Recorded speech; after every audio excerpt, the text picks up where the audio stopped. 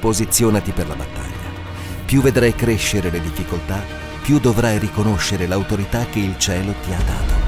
È il tempo dove Dio ti innalza perché domini sulle circostanze. Chiesa, sei stata creata per un tempo come questo. Le porte dell'inferno non potranno vincerti. Fight 2024, l'anno dell'autorità e del combattimento spirituale. Siete tutti benvenuti. Oggi abbiamo anche una bambina che è nostra ospite. Yes. Benvenuta, Giorgia. Giorgia il nome? Benvenuta, cara. Che bella, che bella. Benvenuti ragazzi. Questa mattina che stiamo un po' combattendo, che anche questa è parte della nostra vita, è un po' di quello che abbiamo imparato all'inizio dell'anno sul fight, sulla battaglia spirituale. Il combattimento è parte della nostra vita e dobbiamo imparare a combattere, vero? Amen. La parola dell'anno non è solo lì nel primo anno e nel primo mese che abbiamo sentito su questo e poi basta. È per la nostra vita e non possiamo dimenticare che siamo in guerra. Siamo in guerra, ragazzi. È così. Prima di iniziare, io vorrei condividere, spero di ricordarmi di tutto quello che ho sentito in un momento questa settimana. E mentre eravamo lì che pregavamo, facevamo un po' di combattimento, da un tratto mi sono ricordata di questa cosa. E da un po' che Dio chiama la mia attenzione di custodire il tesoro prezioso che abbiamo qui in questo posto. Sapete ragazzi che Dio, il nostro Dio, ha scelto di manifestare la sua presenza in questo come si dice? Sotterrato? Seminterrato. Quindi Lui ha scelto questo posto, anche se sia un seminterrato, non importa. Lui fa questo e dobbiamo custodire questa presenza, dobbiamo custodire questo tesoro, capire l'importanza di questo. E mi sono ricordata di una cosa che ho sentito questa settimana. Magari non saprei tutti i dettagli perché mentre io sentivo facevo altre cose, ma era qualcosa che lo Spirito voleva parlare. E era una storia di una persona che aveva una terra, un pezzo di terra dove lui abitava. E lui voleva tantissimo trovare i diamanti. E lui ha deciso di vendere quel pezzo di terra che aveva e andare da un'altra parte del mondo. Adesso non mi ricorderò qual era il nome di qual era parte del mondo, non mi ricorderò di questi dettagli.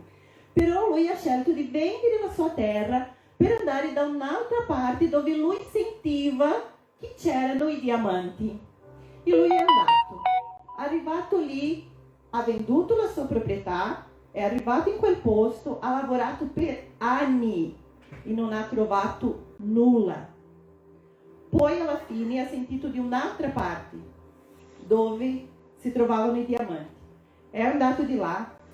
Lui alla fine ha speso tutto quello che lui aveva e era un uomo che era ricco. Ha speso proprio tutto per trovare questi diamanti. E alla fine dell'uso lui ha fatto, come si dice, ha fatto fine della sua vita, si è suicidato, ha fatto questo. Dopo un tempo la persona che aveva comprato la sua proprietà era una proprietà trascurata, un po' trascurata, sporca. E questo nuovo proprietario ha deciso di iniziare a pulire questa proprietà. E mentre lui puliva questa proprietà, ha trovato una pietra brillante. È andato da un esperto, tra l'altro questa parte mi ricordo che era un frate che era esperto nelle pietre preziose, e hanno scoperto che era un diamante. Hanno iniziato a pulire la proprietà trascurata e hanno trovato tanti diamanti.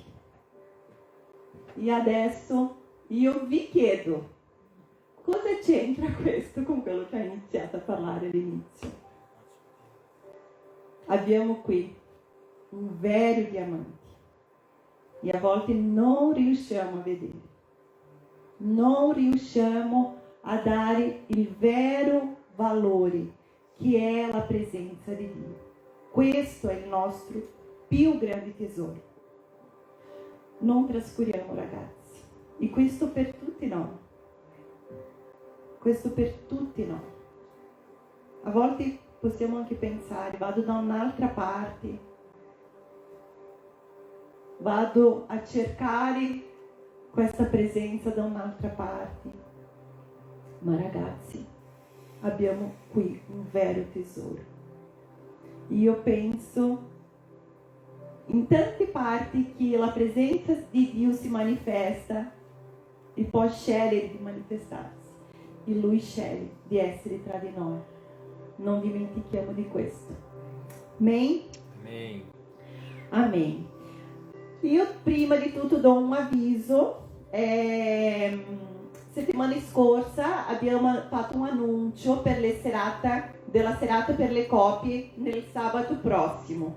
Vi ricordate? Yes. Però ragazzi, siamo in un tempo di digiuno. E sabato prossimo è il giorno che il nostro digiuno è ad acqua. Quindi non avrebbe senso fare qui, preparare un evento, preparare una tavola, se siamo in digiuno. Quindi dobbiamo essere in unità in tutto. E questa è una chiamata per tutte le chiese sabato, tranne quella dell'America che ha la conferenza in un altro momento dell'anno. Quindi sposteremo questa data. Lo faremo probabilmente il 4 maggio, che avremo insieme a noi anche Pastor Evaldo e Letizia. Quindi faremo questa serata per le coppie insieme a loro, e chiediamo anche a loro di portarci una parola per le coppie. Amen? Non ci dimentichiamo di questo. E parlando di digiuno, è proprio di questo che parlerò oggi, perché siamo in un tempo, siamo stati chiamati a digiunare, come ho detto prima, tutte le chiese sabato insieme per la conferenza One, che si terrà dal 23 al 28, giusto? No, 25 al 28. E ogni anno prima della conferenza facciamo questo tempo di preparazione per digiunare, pregare insieme. Quindi è stato inviato sul gruppo un video di Pastor Rosalind e la linea guida di come facciamo questo digiuno. Io vi chiedo, chi ha guardato il video di Pastor Rosalind che spiegava sul digiuno? Chi ha aperto il file che c'era la linea guida di come fare questo digiuno? Bene, benissimo. E adesso vi faccio un'altra domanda. Vorrei che ovviamente siate sinceri, ragazzi. Quando sentite la parola digiuno, cosa vi viene in mente? Oppure cosa senti anche fisicamente. Potete dire, ragazzi, quando sentite la parola digiuno, cosa vi viene in mente? Oppure cosa sentite anche fisicamente quando sentite questa parola? Fame. Fame. Alex, quando sente la parola digiuno, senti fame. Io aspettavo proprio questo di sentirla. Viviane. A me cosa viene in mente? Sacrificio. Sacrificio. Rinuncia. Pamela, cosa ti viene in mente? Cosa senti?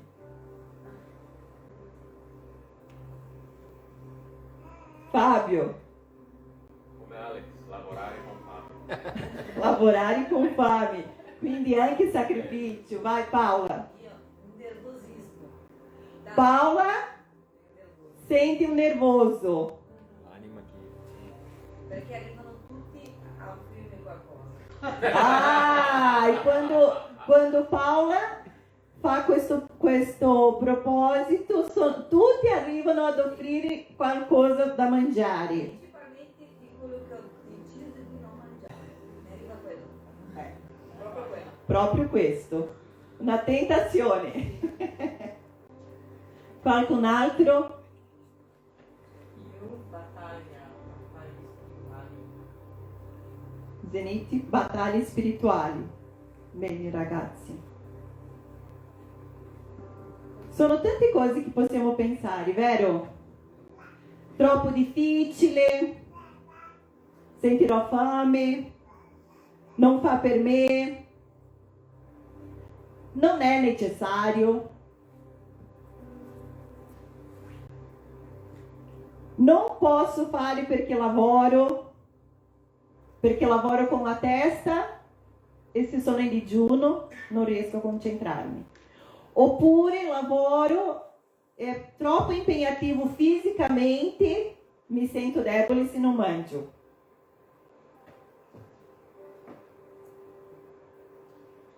Sì o no? Yes. Sì. E ragazzi, io sento che dobbiamo sbloccare la nostra mente prima di tutto. Per quanto riguarda questo argomento, per quanto riguarda il digiuno.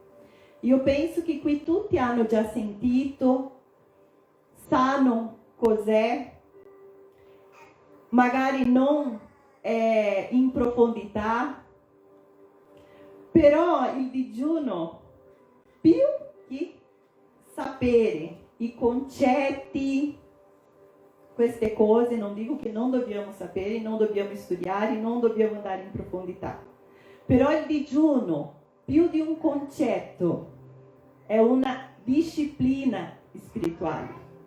E una disciplina vuol dire cosa? Vuol dire fare. Quindi non è capire, sapere, è fare. E a volte siamo così preoccupati in sapere come si fa, cosa posso mangiare, cosa non posso, come faccio, e ok, questo è anche legittimo, però se non decidiamo di fare, non sapremo mai, non sperimenteremo, non proveremo quello che il digiuno ci porta.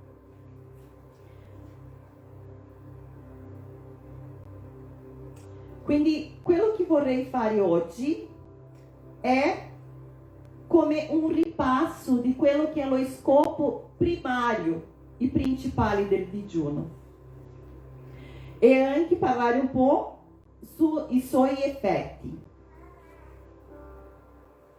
Però, come ho detto prima, il risultato non viene attraverso la conoscenza, ma nella pratica. Vi faccio un'altra domanda.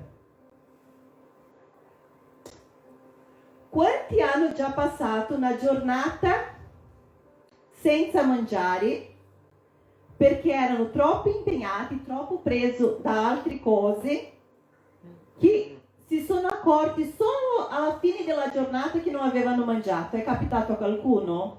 Yes. Sì, sì. Anche a me è già capitato. Passa la giornata, ci sono tanti impegni, cose da fare, non so che cosa, arriva la fine della giornata, non ho mangiato. Qualcuno è morto qua per questo? No. Tutti vivi qui per testimoniare. E quanti hanno già fatto il digiuno intermittente per dimagrire? Io ho già fatto. Tutti sanno cos'è il digiuno intermittente? Ah, le donne lo sanno. Le donne lo sanno, Alex, dici.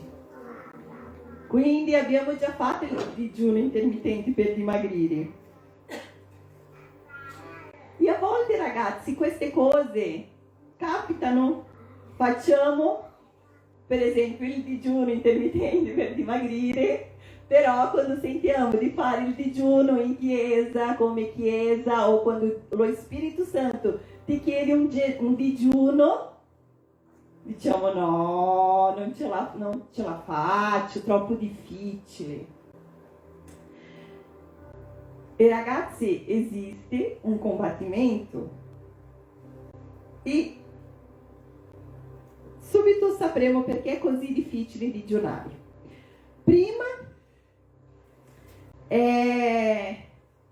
andiamo a un concetto di cosa significa, cos'è il digiuno e perché lo facciamo. Quindi il digiuno è astenersi dal cibo per ragioni spirituali. Quindi non è per perdere peso, non è per morire di fame e neanche per sembrare più spirituale. Non è questo lo scopo del digiuno. E vi assicuro che non morirete, ragazzi. Quindi qual è il proposito del digiuno? Lo facciamo per ragioni spirituali, ma qual è proprio lo scopo del digiuno? Il principale, il primario. Essere sensibili. Possiamo vedere, essere sensibili, questo è un degli effetti, ma lo scopo primario vediamo nel testo del libro di Daniele, capitolo 3, verso 3, che dice così: volsi perciò la mia faccia verso Dio, il Signore, per dispormi alla preghiera e alle suppliche, con digiuno, sacco e cenere. Ho messo anche qui una versione in portoghese che mi piace perché è chiara nel senso che dice volsi la mia faccia, l'ho lasciato proprio in portoghese, non ho fatto la traduzione, al Signore Dio per cercarlo con preghiera e suppliche, con digiuno. Quindi lo scopo primario del digiuno è proprio questo: cercare Dio. Punto. Possiamo dire, ma sono in difficoltà, ho un'emergenza. Ok, si può digiunare, ma perché lo facciamo? Nell'emergenza? Per cercare Dio.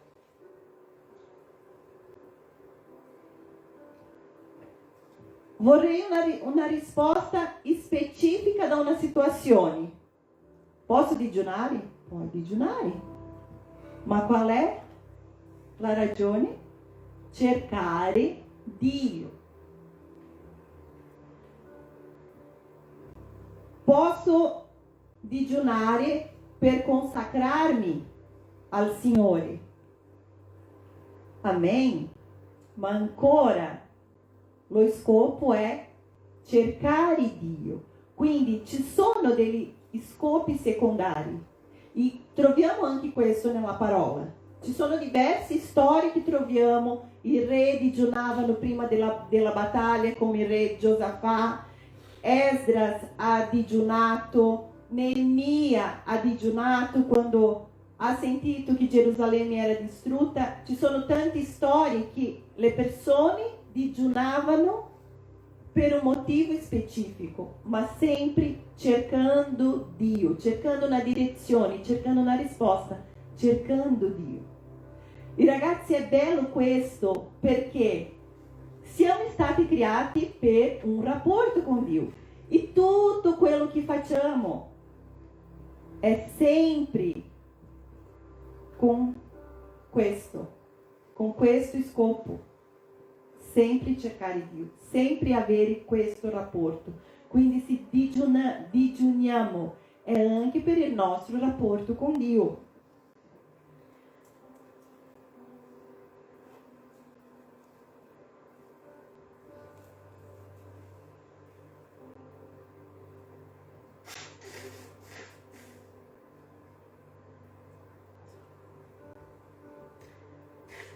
Abbiamo un testo in Atti degli Apostoli 13 che dice così: nella chiesa che era di Antiochia, non so come si dice in italiano, c'erano profeti e dottori: Barnaba, Simeone, detto Niger, Lucio di Cirene, Manaen, amico di infanzia di Erode, il tetrarca, e Saulo. Sentite. Mentre celebravano il culto del Signore e digiunavano, lo Spirito Santo disse: mettetemi da parte Barnaba e Saulo per l'opera alla quale io li ho chiamati. Allora, dopo aver digiunato, pregato, imposto loro le mani, li lasciarono partire. Perché ho preso questo testo? Perché tante volte pensiamo digiuniamo quando siamo in crisi, quando abbiamo qualcosa da combattere. Ma non è solo in questo caso.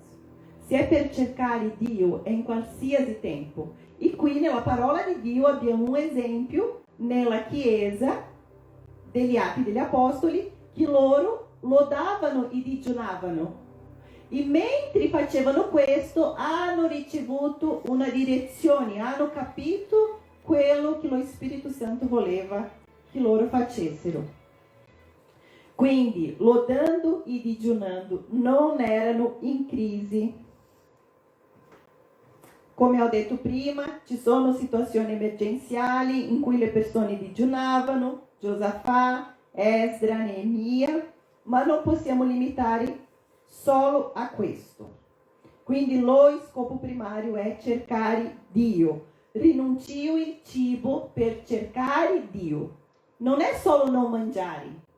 Io rinuncio quel momento del cibo e prego, e leggo la parola, e ho un tempo con Dio. Non è non mangio e basta. Questo non è digiuno, questa è dieta, oppure digiuno intermittente. Ma perché è così difficile digiunare, ragazzi? O non è difficile? Difficile, sì? Sono due motivi. Parlerò del primo, ma questa volta io non dirò che il nemico ha tutta la colpa. Quindi, perché è così difficile? Prima, perché il nemico, il diavolo, sa che il digiuno è una disciplina spirituale che ha una potenza di rompere le resistenze nella terra. Questo leggiamo anche nel libro di Daniele, quando l'angelo arriva a Daniele e dice: nel primo giorno che hai pregato, non so se vi ricordate che Daniele ha fatto un digiuno di 21 giorni, e quando l'angelo arriva da Daniele dice: il Signore ha udito la tua preghiera nel primo giorno, ma ha avuto una resistenza per arrivare a questa risposta. Quindi il diavolo sa della potenza. E cosa lui fa? Ti scoraggia. Ti scoraggia a farlo. lancia nella nostra mente quei dardi, quelle dardi infuocati nella nostra mente, non riesco, non ce la farò, svengo, non posso, è troppo difficile, proprio per scoraggiarti, perché lui sa della potenza che ha. Ma ragazzi, quello che fa diventare più difficile digiunare è perché il digiuno è collegato al piacere e al piacere della nostra carne. Vi ricordate degli ambiti di battaglie spirituali che abbiamo? Il mondo, la nostra carne. E combattere contro la nostra carne sappiamo che non è facile. Quindi non abbiamo neanche bisogno del nemico in questo momento per essere lì, perché solo la nostra carne per sé si innalza a dire no, io senza mangiare no, perché è collegato al piacere. E abbiamo questo anche come una cultura, perché tutto quello che facciamo c'è il cibo, sì o no? Se facciamo le serate delle coppie senza nulla, Franci, senza nulla da mangiare, verresti? No, non so. Scherzo. Sì, abbiamo il cibo spirituale, però il cibo naturale ci fa essere anche in comunione. Quindi è una sfida per noi. Il cibo ti porta a cosa anche? A volte sollievo, sì o no? Non sto bene. Vorrei un cioccolatino per portarmi un sollievo.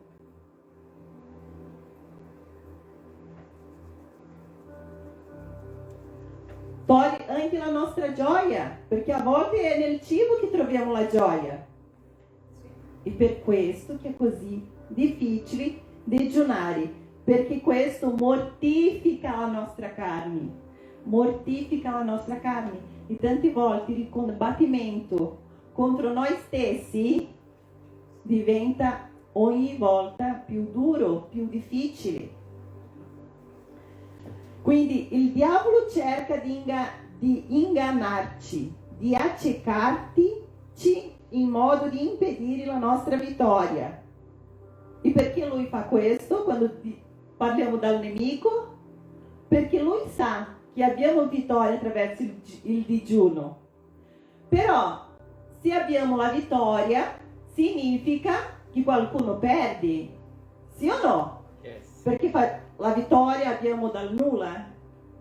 No, la vittoria è sempre quando ha una competizione, un combattimento. E quando uno guadagna la vittoria, ha sempre un perdente. E quindi il nemico sa che quando ci innalziamo a digiunare, lui è il perdente. Lui è già il perdente, lui lo sa già, però noi non abbiamo tante volte questa consapevolezza dell'autorità che Gesù ci ha già dato attraverso la croce.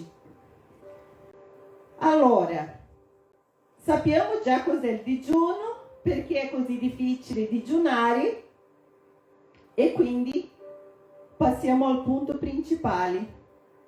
Non dico principale, ma diciamo che per oggi sì. Vorrei puntare su di questo, che sono gli effetti del digiuno. Anche della sete?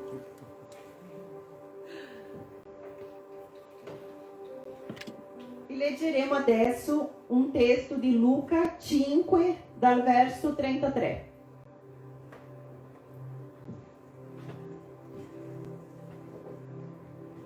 E dice così: essi, il testo si riferiva ai farisei, gli dicevano a Gesù: i discepoli di Giovanni digiunano spesso e pregano, così pure quelli dei farisei.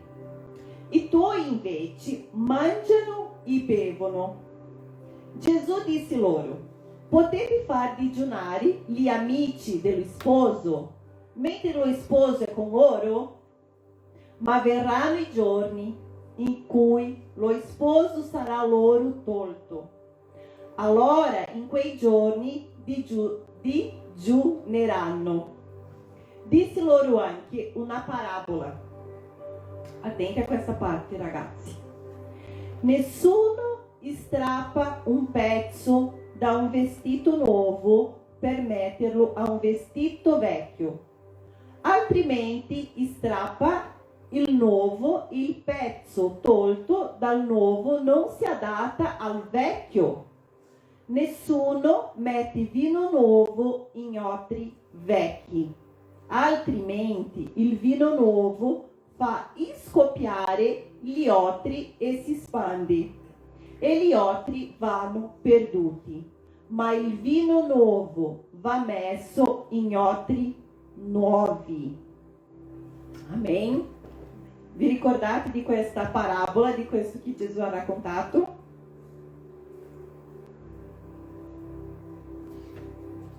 Questo che io condividerò su questo testo, io ho studiato, cercato, e non so quanti conoscono il pastore Luciano Subirà.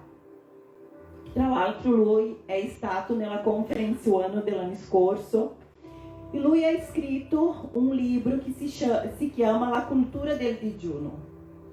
Lui racconta la sua testimonianza delle volte che lui ha digiunato per 40 giorni. Questo pastore, tra l'altro un dottore della parola di Dio, è uno dei pochi che sono riusciti a fare questo digiuno di 40 giorni solo a acqua. E quindi lui porta in questo libro tanti insegnamenti. E sapete, ragazzi, che mentre io studiavo alcune cose, quando ho sentito che lui ha raccontato questa parabola, che è quello che condividerò con voi, in questo modo, io avevo già sentito diverse prediche sui vestiti nuovi, sugli otri, ma in questo modo collegato al digiuno, per me è stata la prima volta. Magari voi avete già sentito e questa è una, sorpresa solo per me. Ma infatti io non mi ricordo di aver sentito proprio di questa parabola collegata con il digiuno. E infatti è collegata perché quando Gesù è stato chiesto perché i suoi discepoli non digiunavano, e questo lo hanno fatto perché? Perché gli ebrei era una pratica digiunare. Questo per loro era una pratica e vedevano che i discepoli di Gesù non digiunavano. Loro facevano questo per religioni. E nell'Antico Testamento c'era un giorno all'anno, che era il giorno delle espiazioni, che si chiamava Yom Kippur, dove si proclamava un digiuno, che era per il perdono dei peccati. Anche oggi fanno. Quindi, anche oggi gli ebrei fanno. Un giorno all'anno. Dopo l'esilio, hanno proclamato 4 digiuno all'anno. E quando arrivano a Gesù a fare questa domanda, non arrivano solo per domandare, ma proprio per confrontare. E fanno questo paragone con i discepoli di Giovanni Battista e con i propri farisei. E cosa Gesù risponde? Quando c'è una festa, un matrimonio, e lo sposa insieme, come mai in una festa digiuneranno? E lui si riferiva a se stesso. E quando lui dice avrà un tempo in che lo sposo sarà tolto, si riferiva proprio dalla sua resurrezione e della sua assunzione in cielo. Ma poi Gesù dice, dov'è? Verranno i giorni in cui lo sposo sarà loro tolto. Quali sono questi giorni? Adesso, fino alla seconda venuta di Gesù, digiuneremo. Quindi anche se non c'è lì scritto dovete digiunare, no, ma se leggiamo possiamo capire. Anche c'è un altro testo in Matteo che Gesù dà le istruzioni quando digiunate, e lui non dice se digiunate, quando digiunate non abbiate un aspetto malinconico come gli ipocriti, poiché essi si sfigurano la faccia per i capelli per far vedere agli uomini che digiunano. Io vi dico in verità, questo è il premio che ne hanno. Quale premio? Che gli altri vedono che stanno digiunando. Per loro era questo il premio. Ma tu quando digiuni, ungiti il capo e lavati la faccia. Lavate la faccia, ragazzi, niente di queste cose che non so come si chiama in italiano. Occhiai, no, ma quella cosa schifosa. Borse. No, quella cosa schifosa proprio che si forma qui negli occhi che dobbiamo lavare la mattina. Queste costicine, ragazzi, nulla di questo. Infatti, le donne, fate il trucco. A me piace fare il trucco, tutti sanno. Affinché non appaia agli uomini che tu digiuni, ma al Padre tuo che è nel segreto, il Padre tuo che vede nel segreto, te ne darà la ricompensa. Quindi perché Gesù ha insegnato questo ai suoi discepoli, se non fosse perché lui aspettava e aspetta ancora che i suoi discepoli digiunassero. Chi sono i discepoli di Gesù? Noi. Io sono. Anch'io. Quindi questo è anche per me. E lì lui ha dato questa risposta, che nel tempo che lui non fosse più insieme fisicamente, lì dobbiamo digiunare. Quindi è quando digiunate, non se digiunate. E quindi cerchiamo di capire perché il digiuno è necessario e i suoi effetti. Ciò che produce in noi in modo che abbiamo il giusto stimolo a digiunare. Adesso la nostra carne inizierà a gridare, perché è proprio questo, sono proprio questi gli effetti. Quindi, prima cosa, il digiuno non è una negoziazione o un oggetto di scambio con Dio. Non lo facciamo per questo. Perché? Perché Dio non cambia. Dio non viene convinto dal nostro sacrificio, dal nostro sforzo. Dio non ci deve nulla a causa del nostro sacrificio. Se pensiamo all'armonia della parola di Dio, tutto ciò che riceviamo è per mezzo di cosa? Della grazia che viene attraverso la nostra fede, non ai nostri sacrifici. Quindi Dio non ci deve nulla. Non è perché digiuniamo, quindi Dio deve fare qualcosa a quelli che digiunano. Non è questo. Il digiuno non cambia Dio. Ma quindi perché lo facciamo?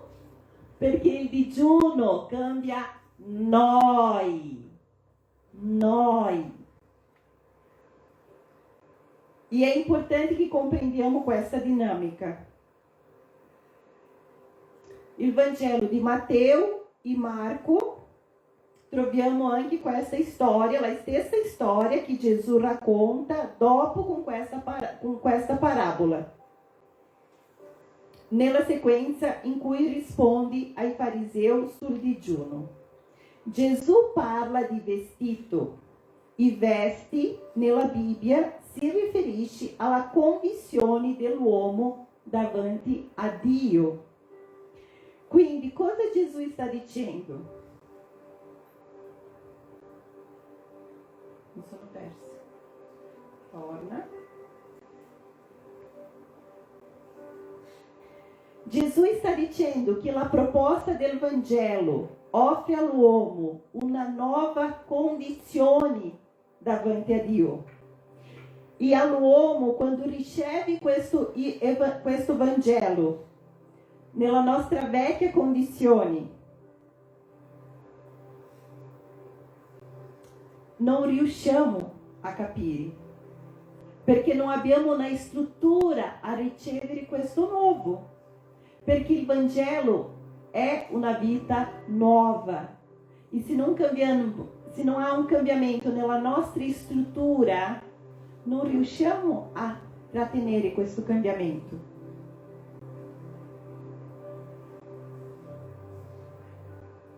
Per questo che abbiamo bisogno di capire la necessità di cambiare le nostre vesti e non di adattare le nostre vesti.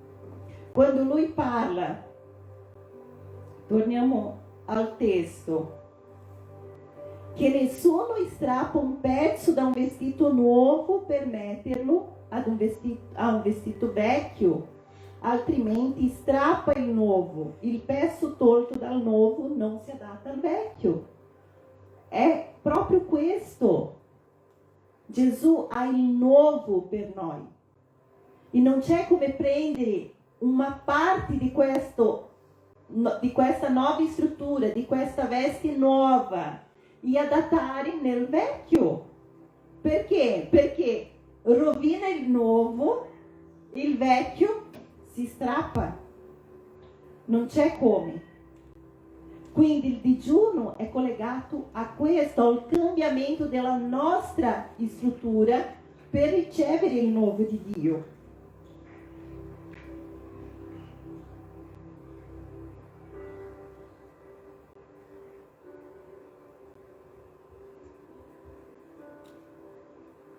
Accettare il rinnovamento che il Vangelo offre e non vivere come se cercassimo di sistemare solo pochi pezzi o alcuni buchi nella nostra vita e nella nostra vecchia struttura. Quindi è questo che ho detto. Lui usa proprio, come è bello, Gesù sempre maestro a insegnarci qual è il senso di prendere un vestito nuovo e strappare un pezzo per sistemare qualcosa di vecchio. Questo non ha senso.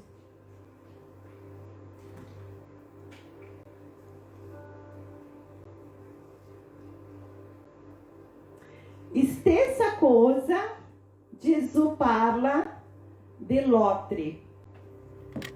Cosa era l'otre?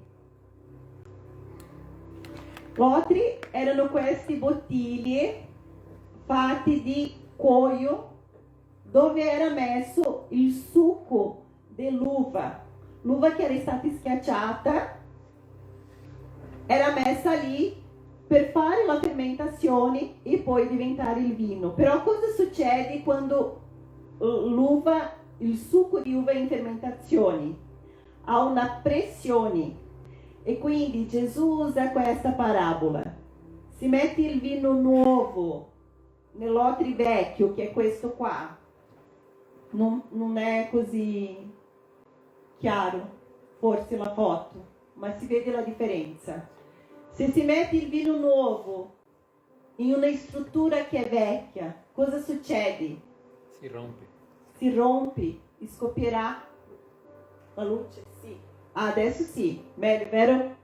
Si riesce a vedere. Quindi il vecchio, il nuovo. Non si può mettere il vino nuovo per fermentare, per fare la fermentazione in otri vecchio, perché si scoppia.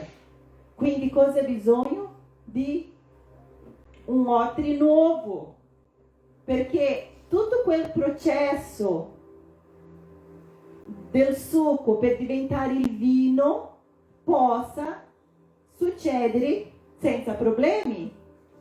E anche così è con noi.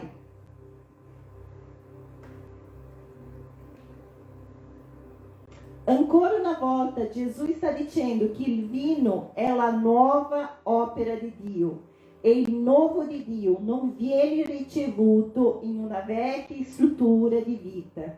Significa dare al Vangelo cosa? Una data di scadenza. Perché? Perché arriverà un tempo che non si riesce più ad andare avanti. Se vogliamo vivere il vero Vangelo, che è semplice, non facile, vero Alex? Ma semplice, dobbiamo cambiare la nostra struttura. E è proprio qui che deve entrare il digiuno. È qui che c'entra il digiuno, nel cambiamento della nostra struttura. Dobbiamo capire che la vecchia natura che si manifesta attraverso la carne ha bisogno di essere mortificata. E il digiuno ha il potere di aiutarci ad adattarci al nuovo di Dio. Il digiuno è uno dei più grandi strumenti che Dio ci ha dato per la mortificazione della carne. Non si vive la vita cristiana o la trasformazione che Dio offre senza mortificazione. Wow, ragazzi. Cosa vuol dire questo? In un modo molto semplice. Dobbiamo morire. Dobbiamo morire. Questa è una delle cose più difficili che io imparo ogni giorno. Io ho sentito una volta di un pastore dal Brasile, lui è già molto anziano, ma quello che Dio ha fatto attraverso la sua vita ha raggiunto diverse parti del mondo. E una testimonianza che ho sentito da questo pastore, tra l'altro era il suo genero, si dice, che raccontava questo, che era la cosa che più aveva portato impatto nella sua vita. Era che lui diceva questo: io sono un uomo morto. Perché tanti a volte dicevano: ma come riesci a resistere? Come non molli? Ma tutto questo che dicono di te, tutto questo che fanno, tutto questo, sfide, tutte queste cose. E lui rispondeva: io sono un uomo morto. Un uomo morto non si offende. C'è come un morto offendersi? Un uomo morto non sceglie neanche i vestiti che porta, vero o no? A meno che ha lasciato scritto o detto quando, io non so, no, non sceglierò neanche questo, sono morta già, non lascerò scritto, ma né?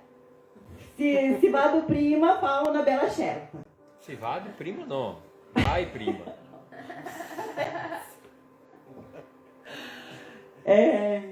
Ho perso anche lui, adesso viene un po'. Scherzo, ragazzi, ma è questo. Un morto sceglie dove andare, non sceglie dove andare.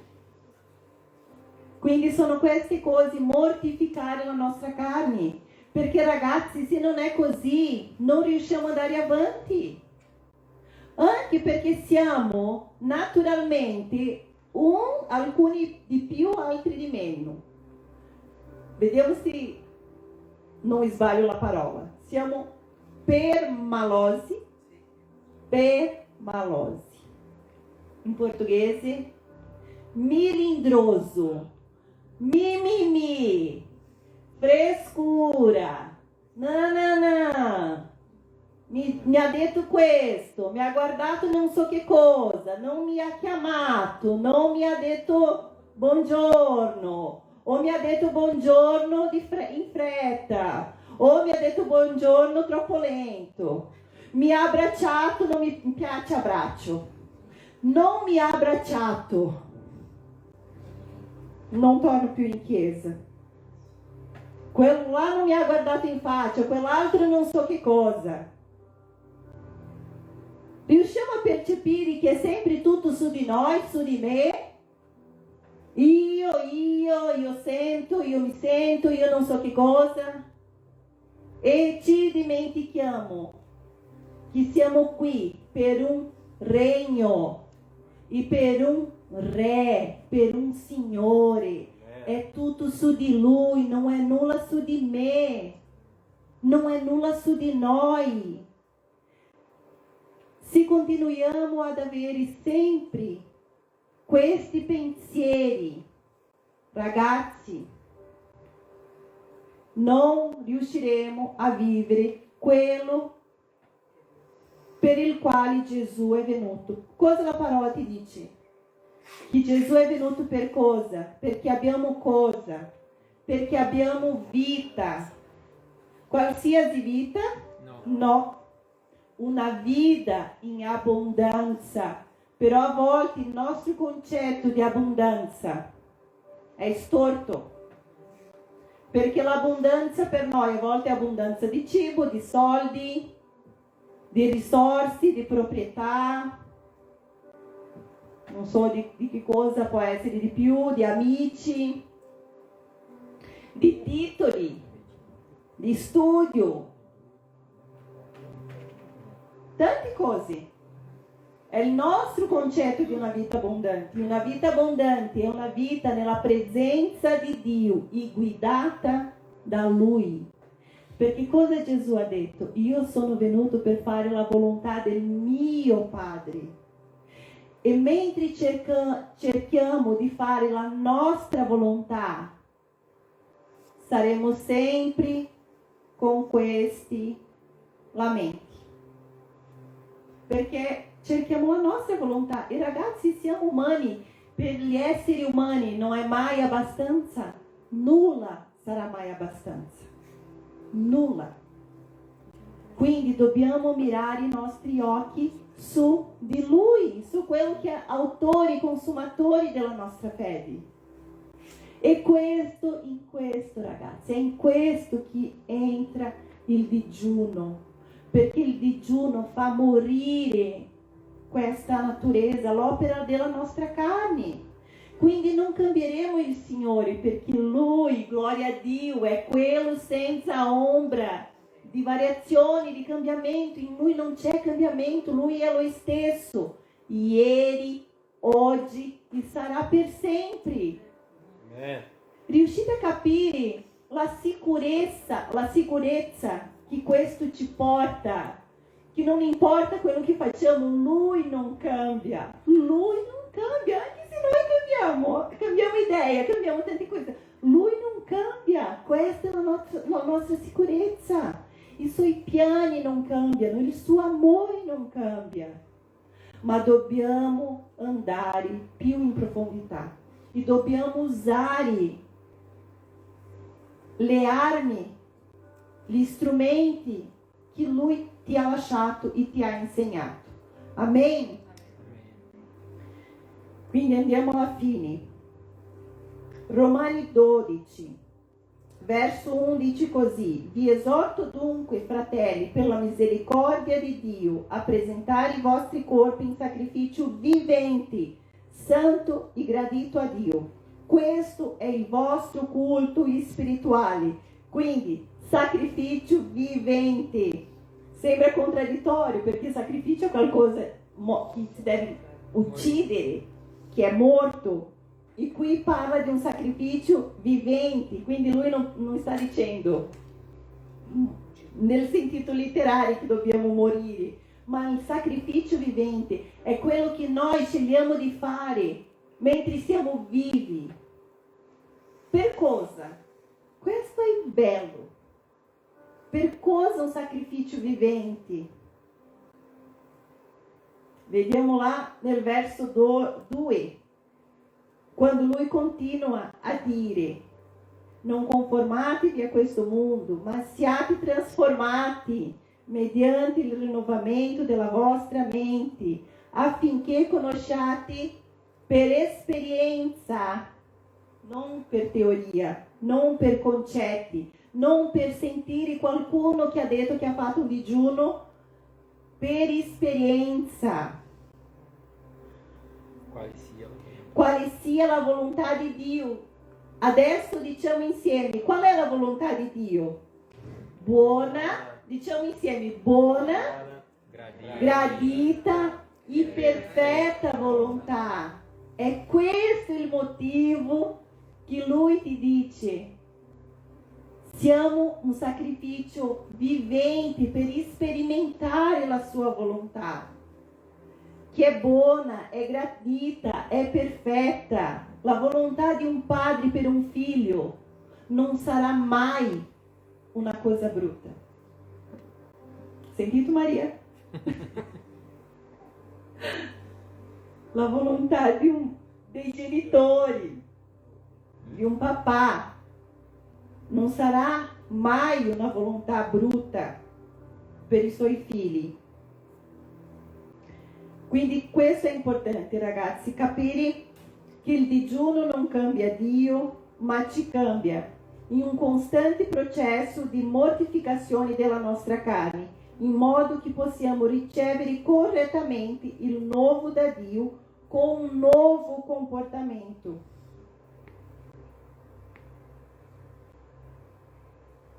L'unico modo per trattenere la nostra carne, perché questa non si converte, vi assicuro, è mandarla alla croce. E facciamo questo con il digiuno. E il processo di mortificazione comporta sia l'atto di autocontrollo, le discipline di frenare i desideri della carne, che non si limitano al digiuno, perché ci sono altri modi, anche la preghiera, ma il digiuno rafforza questa pratica di mortificazione e ci prepara a non conformare il nuovo di Dio al nostro vecchio comportamento, nei vecchi desideri, ma che riceviamo il nuovo in una nuova struttura. E ragazzi, per questo abbiamo bisogno dello Spirito Santo, per aiutarci a comprendere tutto questo che ho detto oggi, di questi effetti che sono proprio nella nostra carne. Se non è per lo Spirito Santo, non riusciamo a farlo. Però è sempre una nostra decisione, in ogni cosa con la nostra vita con Dio, è sempre una nostra decisione.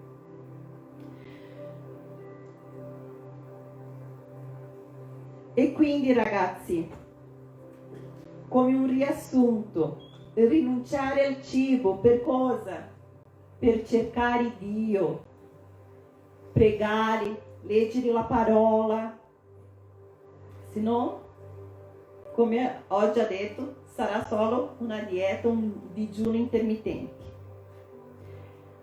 Il digiuno non cambia Dio, il digiuno cambia noi. E dobbiamo essere trasformati per ricevere il nuovo di Dio. Una raccomandazione: se non è una cosa che tu fai spesso, se non è una cosa che fai già come una pratica nella tua vita, inizi piano. Ho raccontato del pastore Luciano Subirà che ha fatto questo digiuno di 40 giorni, ma lui non ha iniziato a fare, adesso faccio un digiuno di 40 giorni. Inizia piano piano, ma inizia piano e costanti. Costanti, ma anche non sempre piano. Perché non è perché inizi a fare, non lo so, saltare un passo per tutta la tua vita sarà sempre così. Andiamo più in profondità, ragazzi, perché questo ci cambia e ci cambia veramente.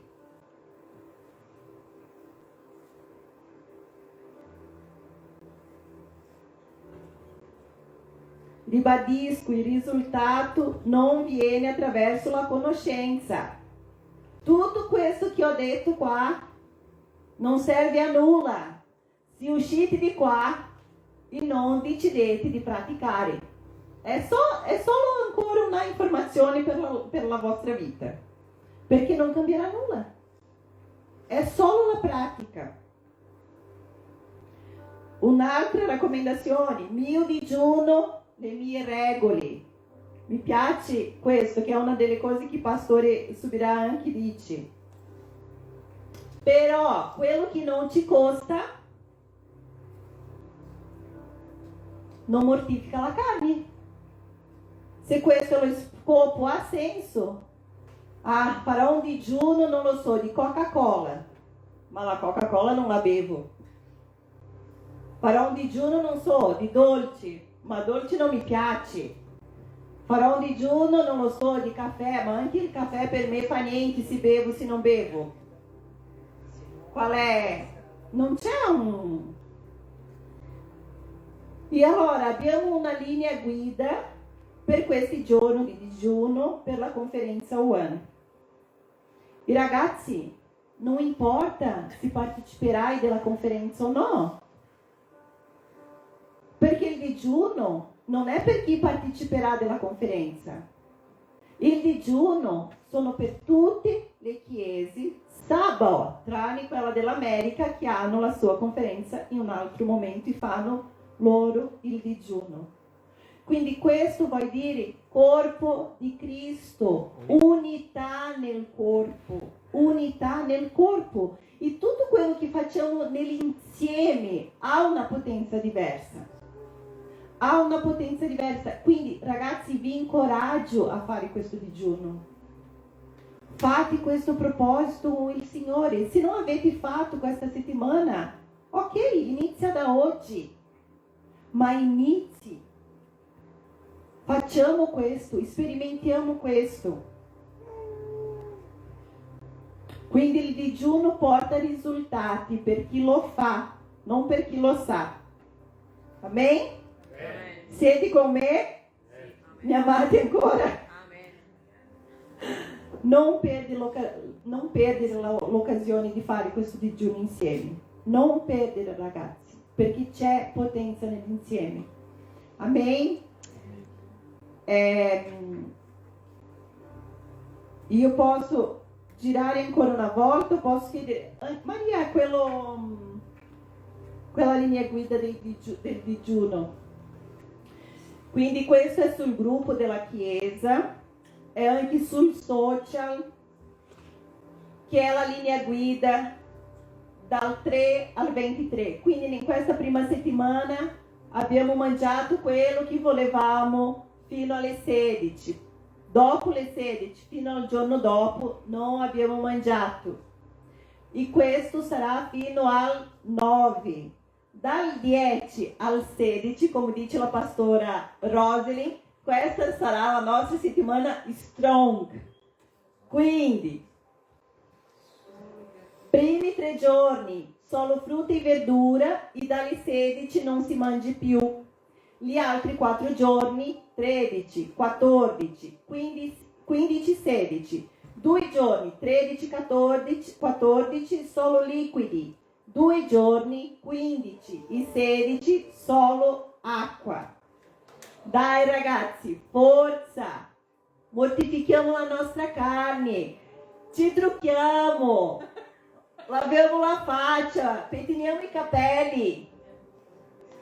E non darò l'altra istruzione dell'altra settimana, perché questo possiamo parlare settimana dopo.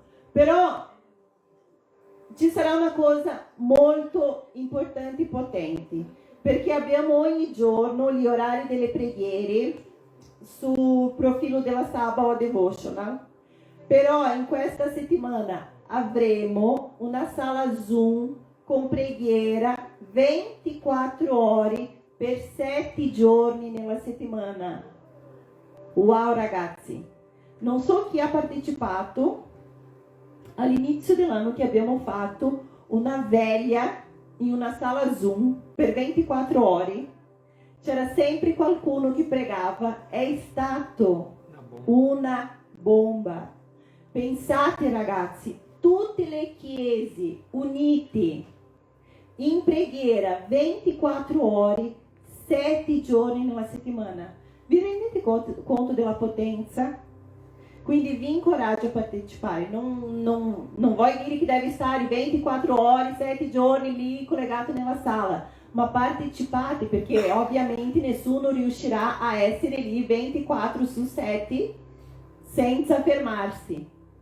Però ogni 15 minuti sarà sempre una persona lì a pregare. Ci colleghiamo in questo tempo, ci uniamo in questo digiuno, ci uniamo nella preghiera, perché io sono sicura delle testimonianze che sentiremo alla fine di questo mese. Amen? Vi invito a alzarvi. Preghiamo oggi solo perché solo no, principalmente per questo, perché lo Spirito Santo ci guidi in questo tempo e ci dia proprio il coraggio di fare questo passo importante. Amen? Perché è un passo nella nostra crescita, nel nostro rapporto con Dio. Amen? Amém, Spirito Santo, ti ringraziamo per questa mattina bella che tu sei stato insieme a noi, sappiamo che tu continuerai insieme a noi, vogliamo proprio custodire questo tesoro meraviglioso che è la tua presenza e vogliamo ringraziarti, Signore, per il modo che tu hai lasciato nella tua parola, Gesù, gli insegnamenti di come seguire, di come fare un digiuno. E chiediamo che il tuo Spirito Santo ci guidi in questo percorso. Porta, Signore, rivelazioni, sblocca la nostra mente, Signore, di tutti quei pensieri che vengono di che è difficile, di che non riusciremo, ma che possiamo veramente offrire il nostro corpo come un sacrificio vivente a te. Rafforza-te come Chiesa, Signore. Anche in mezzo a queste battaglie che stiamo affrontando, ci alziamo in favore dei nostri fratelli, Signore. Come ha detto Elaine all'inizio, quelli che sono deboli, quelli che sono malati. Vieni in favore, Signore, della tua Chiesa, dei tuoi figli. Aiutaci e guidaci in questo combattimento. Nel nome di Gesù. Nel nome di Gesù. Vogliamo proprio vivere questa potenza dell'insieme, papà. Intervieni nella nostra vita, Spirito Santo. Tu hai tutto il permesso. Ti ringraziamo ancora una volta nel nome di Gesù. Amen. Dio vi benedica, buona domenica, mangiate fino alle 16, tutto quello che volete, poi stop e proseguiamo. Dio vi benedica.